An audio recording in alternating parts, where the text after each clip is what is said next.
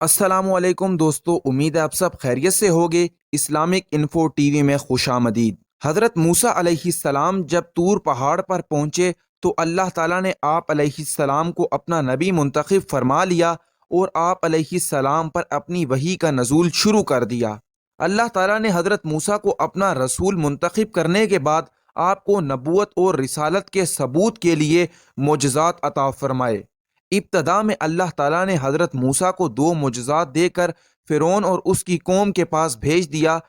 تاکہ ان کو یہ بتاؤ کہ میں اللہ کا رسول ہوں، اللہ نے مجھے معجزات دے کر بھیجا ہے، لہٰذا تم کفر اور سرکشی کی روش چھوڑ کر میری بات مانو اور اللہ کے علاوہ اپنے خود ساختہ معبودوں کی پوجا کرنا چھوڑ دو اور میری قوم بنی اسرائیل کو بھی غلامی سے نجات دے دو۔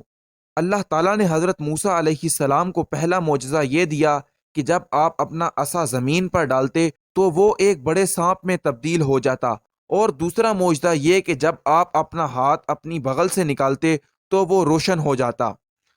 جب اللہ تعالیٰ نے حضرت موسیٰ کو فرعون اور اس کی قوم کے پاس جانے کا حکم دیا تو حضرت موسیٰ علیہ السلام نے اللہ سے درخواست کی کہ یا اللہ، مجھے ڈر ہے کہ مجھے اکیلا دیکھ کر فرعون مجھے قتل نہ کروا دے، اور میری زبان میں بھی لکنت ہے، بولنے میں روانائی نہ ہونے کی وجہ سے میں انہیں اپنی بات نہیں سمجھا سکتا، اس لیے آپ میرے بھائی ہارون کو بھی نبوت عطا فرمائے اور انہیں میرے ساتھ بھیج دیں۔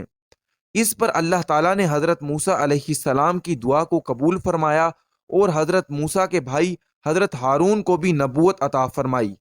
اللہ تعالیٰ نے حضرت موسیٰ اور ہارون کو نبوت عطا فرمانے کے بعد فرعون کے پاس جانے کا حکم دیا۔ حضرت موسیٰ نے جب فرعون کو توحید کی دعوت پیش کی تو فرعون نے آپ کی اس دعوت کو رد کر دیا اور اپنی قوم سے مخاطب ہو کر کہنے لگا، میں ہی تمہارا سب سے اعلیٰ رب ہوں۔ حضرت موسیٰ علیہ السلام نے اسے بتایا کہ تمہارے اندر رب بننے کی صلاحیت نہیں، رب تو وہ ہے جس نے زمین اور آسمان پیدا کیے اور اس کے درمیان کی چیزوں کو پیدا کیا، وہی تمہارا اور تم سے پہلوں کا رب ہے۔ جب فرعون حضرت موسیٰ علیہ السلام کی گفتگو سے لاجواب ہو گیا تو اسے یقین ہو گیا کہ حضرت موسیٰ علیہ السلام اپنی دعوت و توحید پھیلانے میں پختہ عزم رکھتے ہیں، تو اس نے حضرت موسیٰ سے معجزہ پیش کرنے کا مطالبہ کیا۔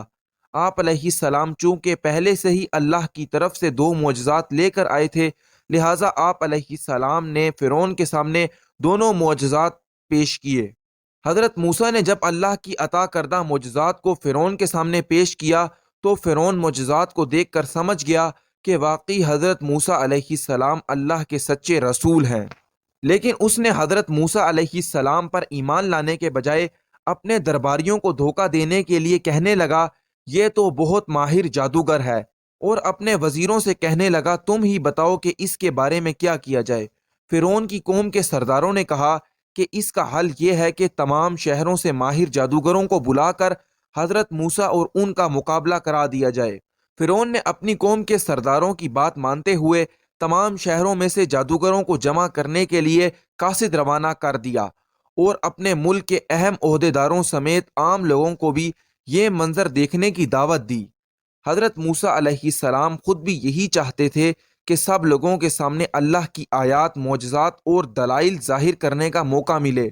لہٰذا آپ علیہ السلام کو موقع مل گیا اور آپ نے فرمایا، جب فرعون اور اس کے ملک کے اہم عہدیدار اور عام لوگ جمع ہو گئے اور جادوگر بھی میدان میں آ گئے تو آپ علیہ السلام نے جادوگروں کا مقابلہ کرنے سے پہلے انہیں واعظ و نصیحت فرمائی اور جادو کو اللہ کی آیات اور دلائل کے مقابلے میں پیش کرنے سے منع کیا، لیکن انہیں غرور ہونے کی وجہ سے حضرت موسیٰ علیہ السلام کی واعظ و نصیحت پر توجہ نہ دی۔ جب جادوگر آپ علیہ السلام سے مقابلے کے لیے آئے تو وہ صفیں باندھ کر کھڑے ہو گئے اور ان کے سامنے حضرت موسیٰ اور ہارون بھی کھڑے ہو گئے۔ جادوگروں نے کہا کہ پہلے آپ اپنا کام دکھائیے یا ہم دکھائیں؟ حضرت موسیٰ علیہ السلام نے جواب دیا کہ پہلے تم دکھاؤ۔ انہوں نے اپنے جادو کے کرتب دکھانے سے پہلے فرعون سے کہا کہ فرعون کی جاہ و جلال کی قسم، یقیناً ہم لوگ ہی غالب آئیں گے۔ پھر انہوں نے اپنی رسیاں اور لاٹھیاں زمین پر پھینکتے وقت لوگوں کی نظر بندی کر دی اور ان پر یہ ہیبت طاری کر دی کہ وہ بہت بڑا جادو لے کر آئے ہیں، تو وہ لوگوں کو بہت بڑے سانپوں کی صورت میں نظر آنے لگے۔ لوگ ان کے جادو سے متاثر ہوئے۔ حضرت موسیٰ دل ہی دل میں خوف کھانے لگے کہ کہیں ان کے کرتب سے لوگ متاثر نہ ہو جائیں۔ اللہ رب العزت نے آپ پر فوراً وحی نازل فرمائی کہ اب آپ بھی اپنی لاٹھی زمین پر ڈالیں۔ لہٰذا جب حضرت موسیٰ علیہ السلام نے اللہ کے حکم کی تکمیل کرتے ہوئے اپنی لاٹھی زمین پر ڈالی تو وہ بہت بڑا اژدہا بن کر جادوگروں کے پھینکی ہوئی رسیوں اور لاٹھیوں کی طرف آیا اور ایک ایک کر کے سب کو تیزی سے کھانے لگا۔ لوگ یہ منظر دیکھ کر تعجب کرنے لگے اور جادوگر بھی اس صورتحال کو دیکھ کر حیران ہو گئے، اور وہ یہ سمجھ گئے کہ یہ جادو نہ تو وہم ہے اور نہ خیال، بلکہ یہ اللہ سبحانہ و تعالیٰ کی طرف سے حق ہے